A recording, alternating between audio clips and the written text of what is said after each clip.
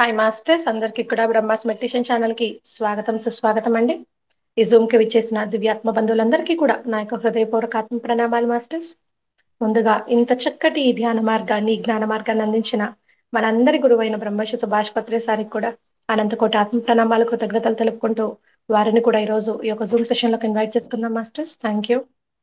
ఎంతో చక్కగా మనము జ్ఞానాన్ని ప్రతిరోజు కూడా ధ్యానం, దాంతో పాటు సజ్జన సాంగత్యం, స్వాధ్యాయం, ఈ స్వాధ్యాయంలో భాగంగా అద్భుతమైన సీతాదేవి యొక్క ప్రయాణం ఎలా జరిగింది అనేది ఒక బాల్య దశ నుంచి తన ఒక జ్ఞానం సముపార్జన ఎలా జరిగింది, చుట్టుపక్కల చెలికత్తెలతో అంతా కూడా తల్లి తండ్రి యొక్క ప్రోత్సాహం ఎలా ఉంది, ఆ జ్ఞాన సముపార్జన ఎలా జరిగింది అని ఈ సీతాయనం ద్వారా చక్కగా మనము చాలా చక్కటి జ్ఞానాన్ని అందుకుంటూ ఉన్నాం మాస్టర్స్.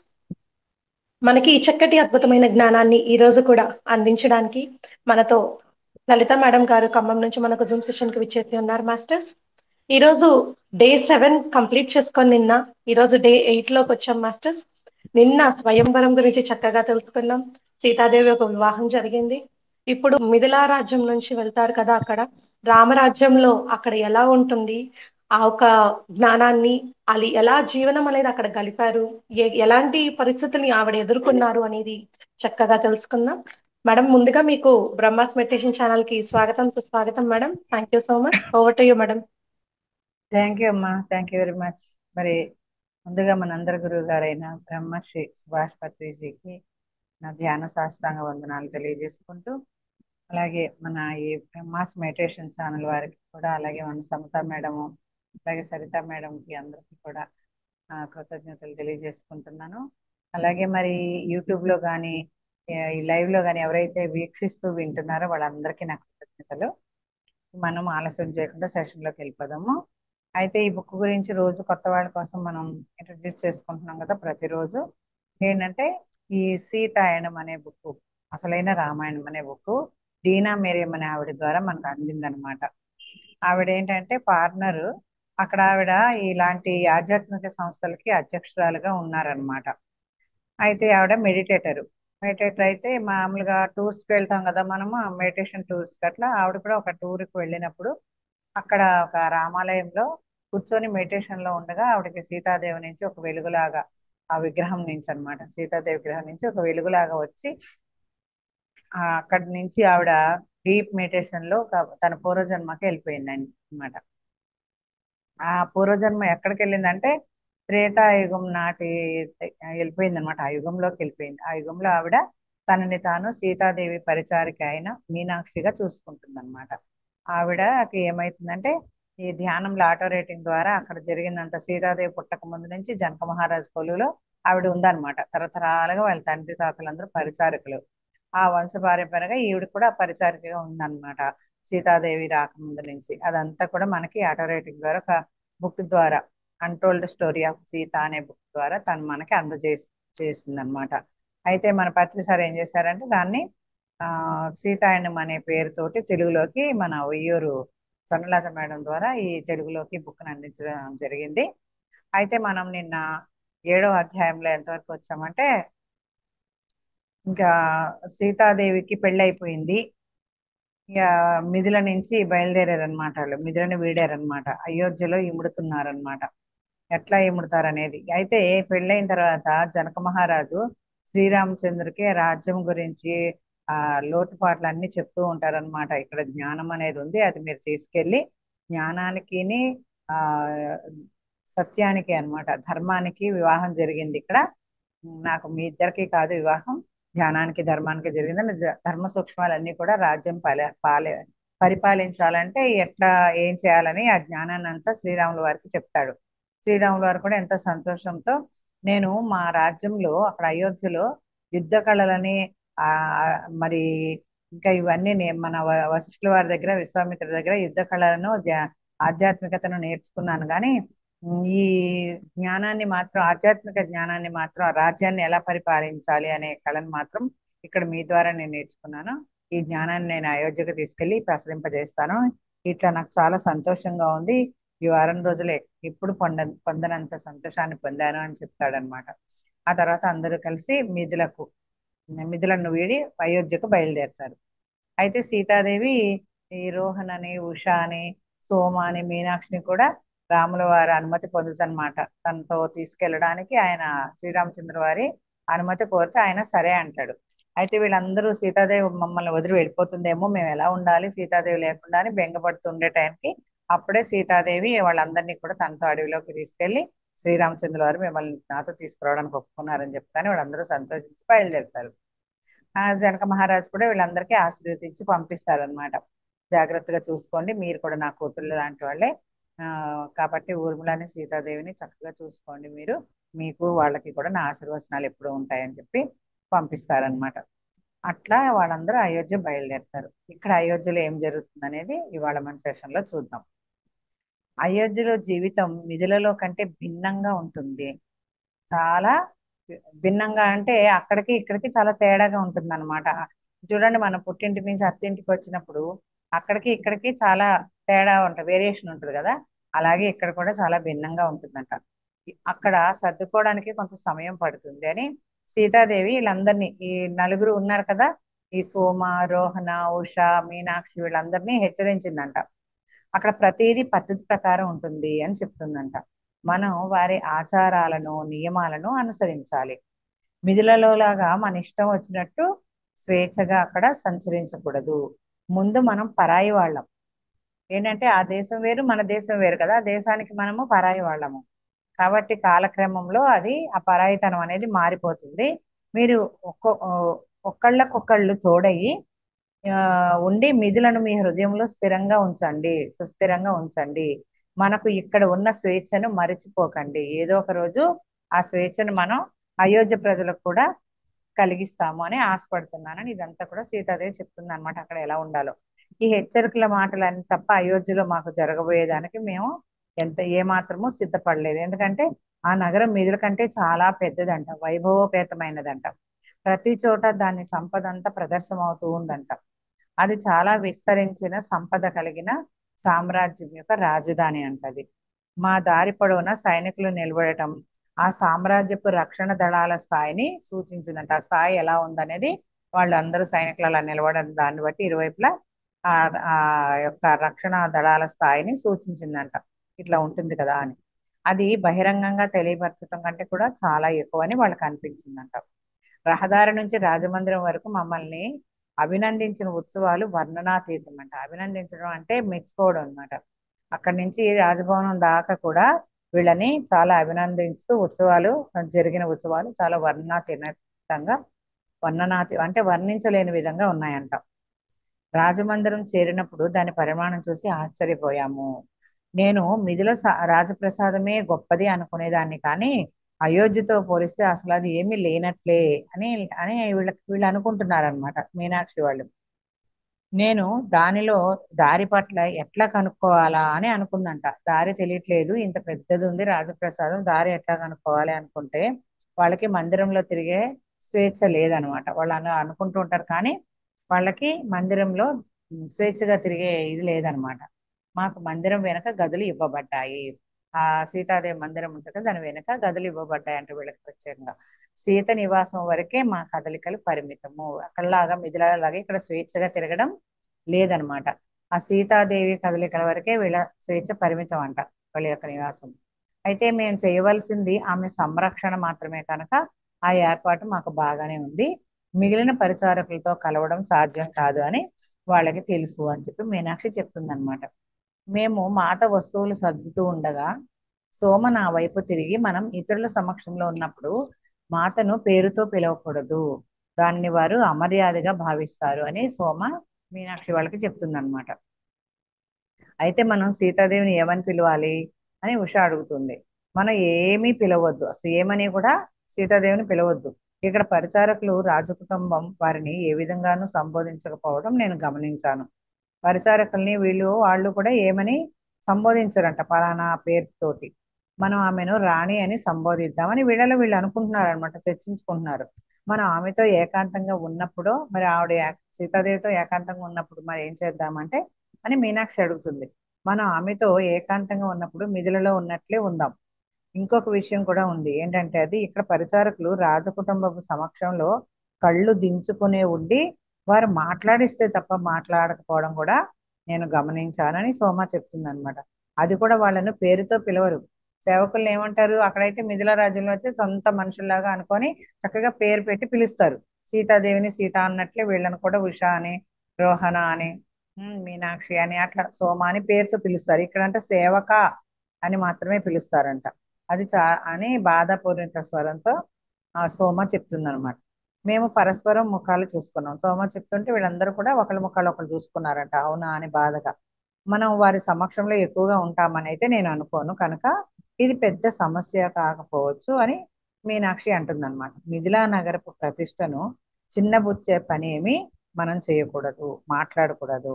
మనం మన జనక మహారాజుకు, సునైన మాతకు ప్రాతినిధ్యం వహిస్తున్నామని అనుక్షణం జ్ఞాపకం ఉంచండి. వాళ్ళ అంటే మనం వాళ్ళకి విలువ ఇస్తున్నాం, గౌరవిస్తున్నామని ప్రతి క్షణం కూడా జ్ఞాపకం ఉంచుకోవాలి అని చెప్పి వీళ్ళందరూ అనుకుంటున్నారు. అయితే అనేక ఉత్సవాలతో సీతామాత అంట తీరిక లేకుండా గడుపుతుందంట.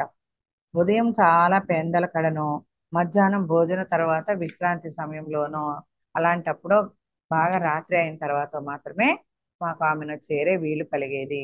పరివార కృత్యాలలో చాలా మంది ఉండేవారు. పరివార కృత్యాలు అంటే పనులు చేసేవాళ్ళు అనమాట. వాళ్ళలో చాలా మంది ఉండేవాళ్ళు కనుక భోజనం అనేది చాలా పెద్ద విషయము. వంటశాలలో కానీ వడ్డించటానికి కానీ మా అవసరం ఏమీ ఉండేది కాదు. మిథులలో అయితే ప్రతి ఒక్కరము పరివార కృత్యాలు అనేక ఉత్సవాల్లో సేవ చేసేవాళ్ళం. కానీ ఇక్కడ అయోధ్యలో మా విధులు మాత ఊర్మిళ మాతకి సీతాదేవికి ఊర్మిళకి వ్యక్తిగత అవసరాలు చూసుకోవడానికి మాత్రమే ఇక్కడ పరిమితం అయిపోయిందంట. నేను మిథిలలో ఉన్న సాన్నిహిత్యాన్ని కోల్పోయాను. అక్కడ ఒక దగ్గరతనం ఉండేదంట. ఏ, అందరితోటి సీతాదేవితో కూడా అందరితోటి కూడా ఆ సాన్నిహిత్యం అనేది నేను ఇక్కడ కోల్పోయాను అని మీనాక్షి అంటుంది. జనక మహారాజు సునైన మాత మాతో పాటు పెరిగిన మిగిలిన పరిచారకులు లేని లోటును నేను ఫీల్ అయ్యాను అని మీనాక్షి చెప్తుంది. రాజప్రసాదం అంతా నింపే మాత నవ్వులు అంటే సీతాదేవి నవ్వులు వినటాన్ని, ఏదో ఒక విధంగా రోజంతా ఆమెను చూడటాన్ని, ఆమె చేసిన పనుల గురించి కథలు కథలుగా చెప్పుకోవటాన్ని నేను కోల్పోయాను, అవన్నీ మిస్ అయ్యాను నేను అని మీనాక్షి చెప్తుంది అనమాట. రఘువంశ రాజమందిరం చాలా నిరుత్సాహకమైన ప్రదేశము. అక్కడికంతా ఆపోజిట్ అన్నమాట. అక్కడంతా హాయిగా కలకల్లాడుతూ కేరింతలు కొట్టుకుంటూ ఆనందంగా చక్కగా హాయిగా స్వేచ్ఛగా ఉన్నారనమాట. ఇక్కడ అంతా నిరుత్సాహకరమైన ప్రదేశం. ఉత్సాహం అనేది ఏముండదంట, నిరుత్సాహంగా ఉంటుంది ఇక్కడ అని చెప్తుంది మీనాక్షి. మాత ఈ కొత్త వాతావరణానికి ఎలా స్పందిస్తుందో అనుకున్నాను కానీ అడగడానికి అవకాశమే లేదు. మేము ఆమెను చూసినప్పుడు మాత్రం ఆమె అయితే ప్రశాంతంగానే కనిపించింది. కొన్నిసార్లు శ్రీరామునితో ఆమెను చూసినప్పుడు వారి మధ్య ప్రేమ వికసించటాన్ని చూడగలిగాం మేమందరం. వారు పరస్పరము వాళ్ళిద్దరూ కూడా పరస్పరము ఎదుటి వారి సన్నిధిని ఆస్వాదించేవారంట. కానీ సోమ వేరే ఏదో చూసిందంట. వీళ్ళందరూ భౌతికంగా అది చూస్తే సోమ మాత్రం వాళ్ళలో వేరే ఏదో కనిపించిందంట ఆవిడ. ఒకానొక రోజు నేను ఆమెను సీత అయోధ్యలో మిడిపోవటం గురించి నీకు ఏమనిపిస్తోంది అని చెప్పి ఆ సోమని అడుగుతుందన్నమాట. అయితే ఆమెకు ఇక్కడ గొప్ప ఆనందంతో పాటు ఇబ్బంది కూడా ఉంది అని సోమ చెప్తుంది. మందిరంలో ఐక్యతను ఆమె గ్రహించింది. అనైక్యత అంట, మందిరంలో అనైక్యత అంటే ఐక్యత లేకపోవడాన్ని గ్రహించిందంట ఆవిడ అని ఆమె పలికిన కొన్ని మాటల ద్వారా నేను తెలుసుకున్నానని మీనాక్షి చెప్తుంది. ఆ అనైక్యత ఆమెకు బాధ కలిగిస్తోంది అంది సోమ. అనైక్యత అంటే ఇక్కడ ఐక్యతగా లేకపోవడం అనమాట, కలిసిమలిసి లేకపోవడం అనమాట. అది బాధ కలిగించింది అని చెప్పి సోమ చెప్తుంది అనమాట మీనాక్షి తోటి. అయితే ఏంటి అనైక్యత, నువ్వేమంటున్నావు? దశరథ మహారాజు సీతల మధ్య తక్షణం బంధం ఏర్పడిపోయింది కదా. ఆమె పట్ల ఆయనకు గల ప్రేమ అందరికీ తెలిసిందే. ఆ విధంగా రాణులు ముగ్గురు కూడా ఆమెపై ప్రేమను కురిపిస్తూ ఉంటారు కదా. మరి ఇంకా అనైక్యత ఏముంది? ఇక ఐక్యత లేకపోవడానికి ఏముంది? దేని గురించి మాట్లాడుతున్నావు అని మీనాక్షి సోమని అడుగుతుంది. అయితే నీకేమీ అనిపించలేదా మీనాక్షి, ఇక్కడ ఏదో లోపం ఉంది. మిథిలలో అయితే ఐక్యత ఉంది. అది జనక మహారాజు తత్వం వల్ల అయి ఉండొచ్చు. ఇక్కడ చూడడానికి వాళ్ళు సన్నిహితంగానే కనిపించినా నాకు వేరే అనిపిస్తుంది. నేనే దాన్ని గ్రహించగలిగానంటే నిస్సందేహంగా సీతకమాత కూడా గ్రహించే ఉంటుంది. ఇక్కడ ఉన్న సమస్యలు ఏమైనప్పటికీ ఆమె పరిష్కరించగలదు వాటిని అని నేను అనుకుంటున్నాను అని సోమ మీనాక్షితో చెప్తుందన్నమాట. నేను ఆలోచనలో పడ్డాను, మీనాక్షి ఆలోచనలో పడిందంట. ఏమనంటే పరిచారకులు కొంత చెవులు కొరుక్కోవడం నేను విన్నాను. అక్కడ పరిచారకులు ఉంటారు కదా, సేవ చేసే వాళ్ళకి సేవకులు అన్నమాట. వాళ్ళందరూ కూడా చెవులు కొరుక్కోవడం ఏంటో ఈ విన్నదంట. కానీ మాత ఏమని హెచ్చరించింది వారిని? పరివార కృత్య రాజకీయాల్లో జోక్యం చేసుకోవద్దు అని సీతాదేవి హెచ్చరించడంతో నేను వాటిని పట్టించుకోలేదు అని మీనాక్షి చెప్తుంది. మనం రాజకీయాలకు, దుష్ప్రచారాలకు దూరంగా ఉండాలి. మనం ఇక్కడ విదేశీయులము, నిధులలో మనకు అటువంటి వేర్పాట్లు ఏమీ లేవు అని సీతాదేవి వాళ్ళతో చెప్తుందన్నమాట. మనం ఇక్కడ రాజకీయాలకి, దుష్ప్రచారాలకి కూడా దూరంగా ఉండాలి. ఎంత వీలైనంత అంత దూరంగా ఉండాలి. మనం వీళ్ళకి విదేశీయులము. ఈ దేశం వేరు అయోధ్య, మన జనక మిథిల రాజ్యం వేరు, ఆ దేశం వేరు.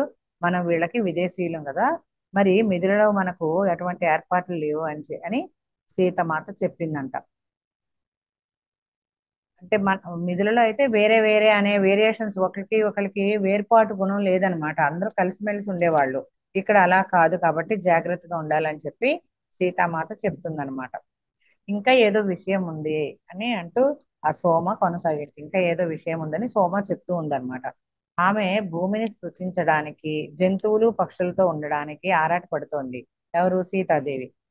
మనం వచ్చిన నాటి నుంచి ఆమె రాజమందిరం దాటి బయట అడుగు పెట్టలేదు.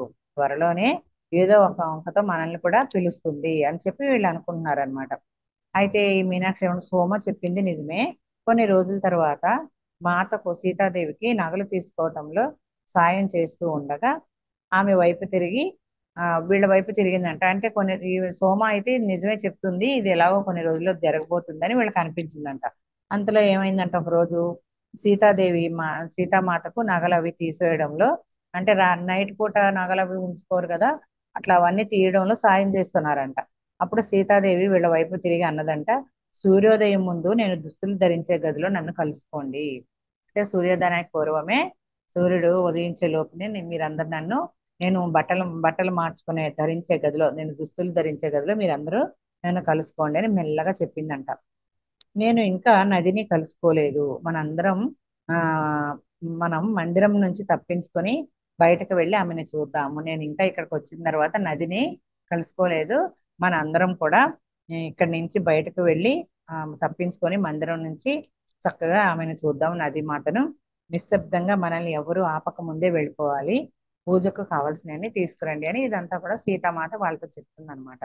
అయితే సూర్యోదయానికి ముందే రోహణ, సోమ, మీనాక్షి వెళ్ళారంట. అయితే మాత కూడా ఈ పరిచారకులు ఏదైతే దుస్తులు ధరిస్తారో అలాంటి దుస్తులే ధరించిందంట సీతాదేవి కూడా. నీలి ముసుగుతో తన వెంట్రుకలను ముఖంలో కొంత భాగం కనపడకుండా కప్పివేసుకొని ఉందంట. ఆమె ఎవరో ఇప్పుడు ఎవరు గుర్తుపట్టలేరంట. సీతాదేవి ఈవిడ అని ఎవరు గుర్తుపట్టలేరు. అలా ఆ విధంగా ఆవిడ పరిచారకుల దుస్తులతో తయారైందనమాట. మాతో ప్రతి ఒక్కరి దగ్గర నదీమ తల్లి కోసం పూల సజ్జ, దీపం ఉన్నాయి. వాళ్ళందరి చేతుల్లో నదీమాతకి పూజ చేయడం కోసం ఒక పూల సజ్జలు, అలాగే వాళ్ళందరి చేతిలో దీపాలు ఉన్నాయంట. ఊర్మిళను చూసుకోవటానికి ఉష అయితే ఉండిపోయిందంట. అయితే మనం వెనుక ద్వారం నుంచి వెళదాము, అక్కడ తక్కువ మంది కాపలా వాళ్ళు ఉంటారు అని సీతాదేవి చెప్తుందంట. నెమ్మదిగా మధ్యదారి నుంచి మెట్ల మీదుగా వెనుక ద్వారం వైపు మేము ఎక్కువ దూరం వెళ్ళము అని సోమ వారితో చెప్పిందంట. అయితే వాళ్ళు మిథిల నుంచి వచ్చిన పరిచారకులు అని వారిని వెళ్ళనివ్వచ్చు అని ఒక కాపలాదారుడు అన్నాడంట. అయితే వీళ్ళందరూ ఉంటారు కదా అక్కడ కాపలా కాసేవాళ్ళు, సైనికులు, వాళ్ళు వీళ్ళని చూశారనమాట. చూసి ఇంకో వాళ్ళలో వాళ్ళు అనుకుంటున్నారు, వీళ్ళు ఎవరో కాదు, మిథిల నుంచి వచ్చిన పరిచారకులు. సీతాదేవి కూడా పరిచారకుల వేషంలోనే ఉంది కాబట్టి ఆవిడని కూడా వాళ్ళలో ఒకరు అనుకొని వాళ్ళని వెళ్ళనివ్వచ్చు, పర్వాలేదు అని చెప్పి అన్నారంట. అయితే సోమ ఏమందంటే, నదీమాతతో పూజ చేయమని చెప్పారు. ఎవరు? సీతాదేవి మాతోటి నదీమాతకు పూజ చేయమని చెప్పారు. మేము ఎక్కువ దూరం ఏమి వెళ్ళలే అని ఆ సోమ చెప్పిందంట వాళ్ళతోటి. అయితే వీళ్ళు మెట్ల దారి మించి వెనక ద్వారం గుండా నెమ్మదిగా వెళుతున్నా కూడా అక్కడ ఇద్దరు కాపలా వాళ్ళు ఉండి ఆపారనమాట. అప్పుడు సోమ ఏం చెప్పింది వాళ్ళతో, మేమందరం సీత యొక్క పరిచారకులము, మేము నదికి పూజ చేయమని సీతాదేవి మమ్మల్ని చెప్పి పంపించారు, మేము ఎక్కువ దూరం వెళ్ళాలి అని సోమ వాళ్ళతో చెప్తే ఆ వాళ్ళతో ఏమన్నారంట, సరే వాళ్ళు మిథుల నుంచి వచ్చిన పరిచారకుల్లో ఉన్నారు, వారిని వెళ్ళనివ్వచ్చని రెండో కాపలాదారుడు అన్నాడంట. ఒకసారి రాజమందిరం నుంచి బయటపడ్డాక మేము హాయిగా ఊపిరి పీల్చుకున్నాము. అంటే ఒక్కసారి స్వేచ్ఛగా అనిపించింది అనమాట. ఆ రాజమండ్రి నుంచి బయటపడగానే వీళ్ళందరూ ఒక్కసారిగా ఊపిరి పీల్చుకున్నారట స్వేచ్ఛగా. అయితే ఒక సురక్షిత ప్రదేశం చేరే వరకు నది ఒడ్డుకు నడిచి అక్కడ నదీ దేవతకు పువ్వులు అర్పించి దీపారాధన చేశాం మేమందరం. అయితే సీతాదేవి మంత్రాలు స్తోత్రాలు చదివింది. అయితే సీతాదేవి నీటిలో ప్రవేశించేసరికి నీటిలోకి సూర్య భగవానుని తొలి కిరణాలు నదిని తాకి నదీ దేవతను పలుకరించాయంట. సూర్యకిరణాలు నదిలో దిగ్గానే సూర్యకిరణాలు తొలి సూర్యకిరణాలు నదిని తాకి ఆ ఈ నదీ దేవతను పలకరించాయట సూర్యకిరణాలు. అయితే మేము గ్రహించే లోపే అదంతా వీళ్ళు గ్రహించే లోపే మాత అంట నదిలో దిగిపోయిందంట, ములిగిందంట నదిలోకి. ములిగి మళ్ళీ గాలి కోసం పైకి వస్తూ నవ్వుతూ ఆమె మిమ్మల్ని పిలిచింది రండి అని అంటుందంట. ఆవిడ ముందైతే నదిలో దిగిపోయింది, ములిగింది, మళ్ళీ లేచింది, పైకి లేచి నది మిమ్మల్ని పిలుస్తుంది రండి అని చెప్పి నదీ దేవత మనతో ఆడుకోవాలనుకుంటుంది. ఈవిడ ఎవరు అనుకుంటున్నారు? గంగామాత యొక్క చెల్లెలు. ఈవిడ పేరు సరయుదేవి. చక్కగా మనతో ఆడుకోగలదు అని చెప్పి ఆవిడందరినీ పిలుస్తుందంట సీతాదేవి. రోహణ సోమ మెల్లగా నదిలోకి ప్రవేశించారంట. అయితే నేను నదిలో మునిగిపోయినప్పటి నుంచి నా అదృష్టాన్ని పరీక్షకు పెట్టలేదంట. అంటే ఒకసారి నదిలో మునిగిపోయింది కదా ఈ మీనాక్షి, అప్పటి నుంచి అమ్మో ఏమవుతుందో ఏంటో, ఎందుకు అనవసరంగా రిస్క్ తీసుకోవటం అని నదిలోకి వెళ్ళడానికి, అలాంటి పరీక్షలకి ఇవి సిద్ధం అవ్వట్లేదంట. అయితే నది నుంచి దూరంగా ఉంటుందంట అప్పటి నుంచి కూడా ఈ మీనాక్షి. సోమ ములుగుతూ లేస్తూ బయట ప్రదేశంలో ఎంత అద్భుతంగా ఉందో అన్నదంట.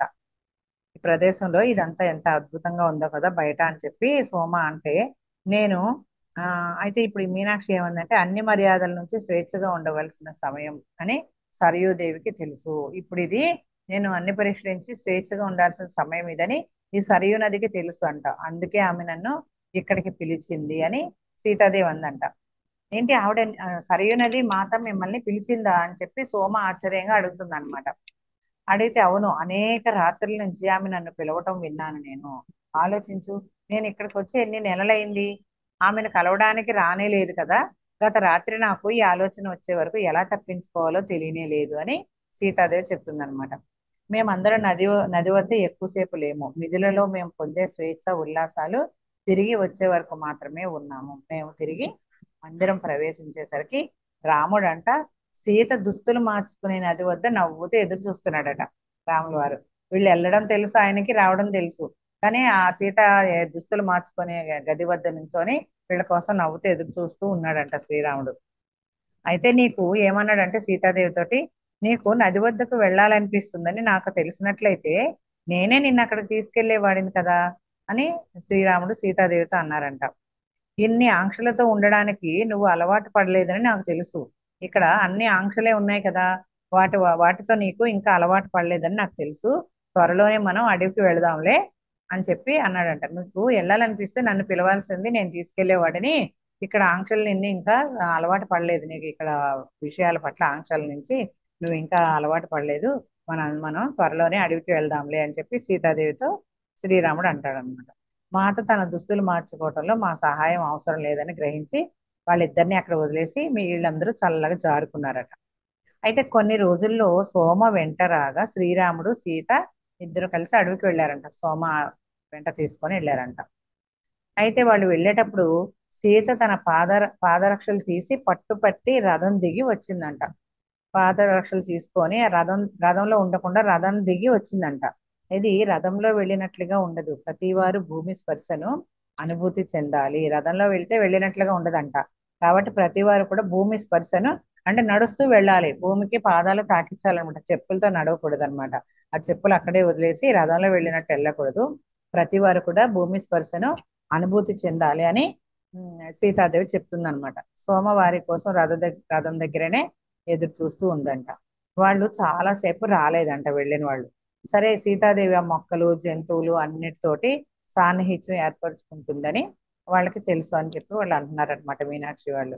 అయితే వారు అడవి నుంచి వచ్చేసరికి మాత మౌనంగా ఉంది అని చెప్పిందంట సోమ.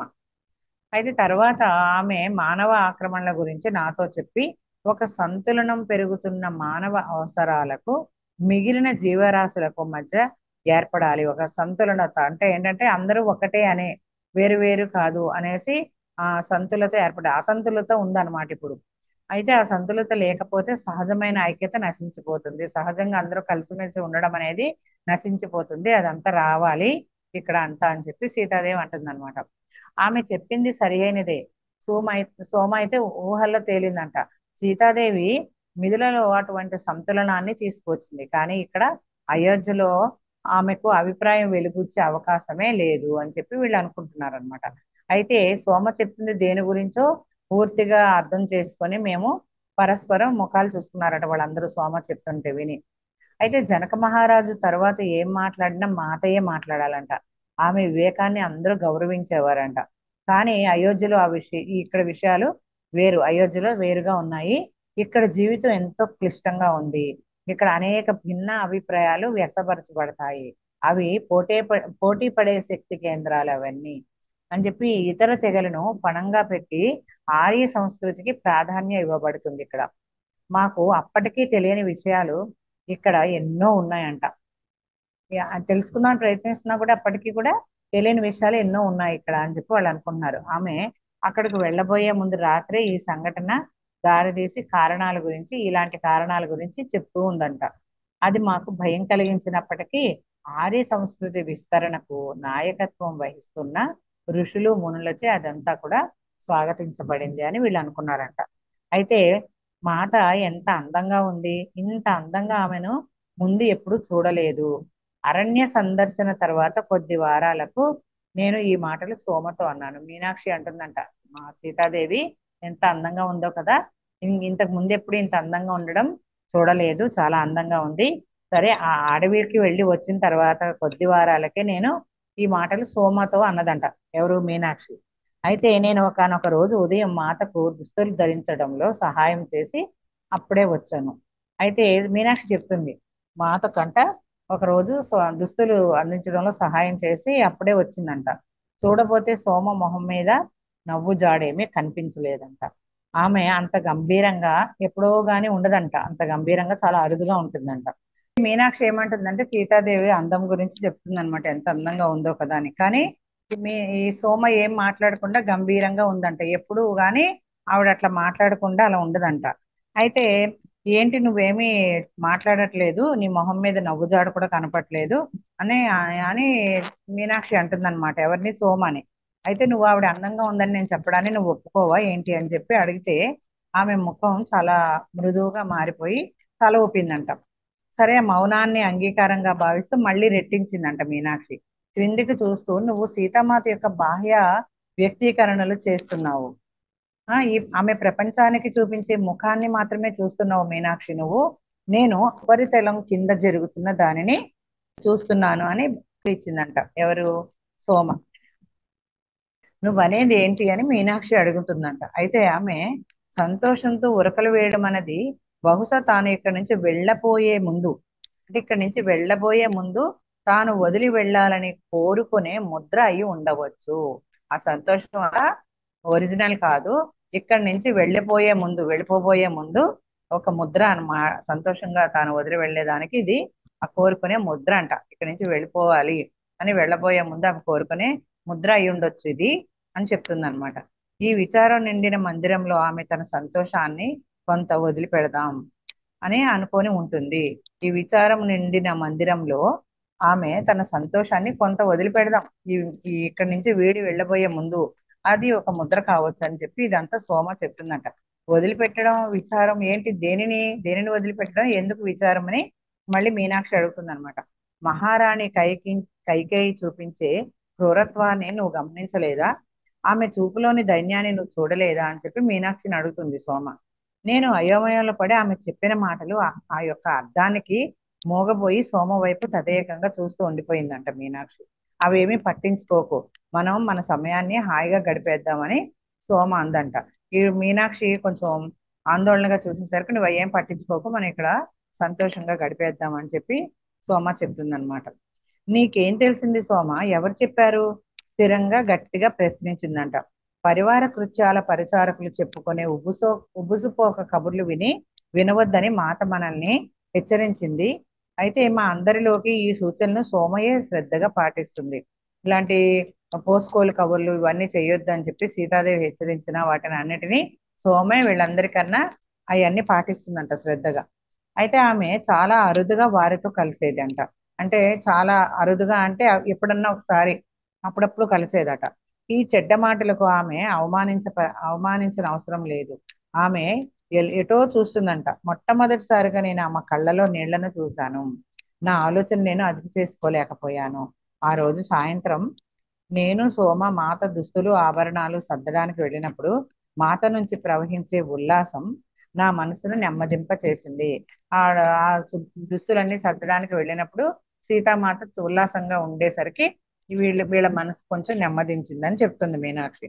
సోమ కూడా తన సాధారణ స్థితికి వచ్చేసినట్లుగా కనిపించిందంట. అయితే ఆ రాత్రి నేను నా చిన్న గదిలో కూర్చొని సోమకు మాత పట్ల ప్రత్యేక అంతర్దృష్టి కలిగి ఉండి, మాలో ఎవ్వరికీ తెలియని లేదా అర్థం కాని అంతర్బంధం ఉన్నప్పటికీ ఈసారి ఆమె చెప్పింది ఒకవేళ పొరపాటేమో అని అనుకుందంట మీనాక్షి. ఇక్కడ లేనిది ఏదో ఆమె ఊహించుకుంటుంది అని దానిని నేను నా మనసులోంచి తీసేశాను. ఇక్కడ ఏమి జరగకపోయినా ఆవిడ ఏదో ఉందని ఊహించుకుంటుందని ఆ మనసులోంచి ఆందోళన తీసేసిందట మీనాక్షి. కానీ కొన్ని రోజుల తర్వాత మాత్రమే అయోధ్య రాజ్యం తలక్రిందులు అవ్వబోతోంది. అది కూడా బయట విరోధుల వల్ల కాక లోపలి వాళ్ళ వల్లనే అని వాళ్ళందరికీ తెలిసిపోయిందంట.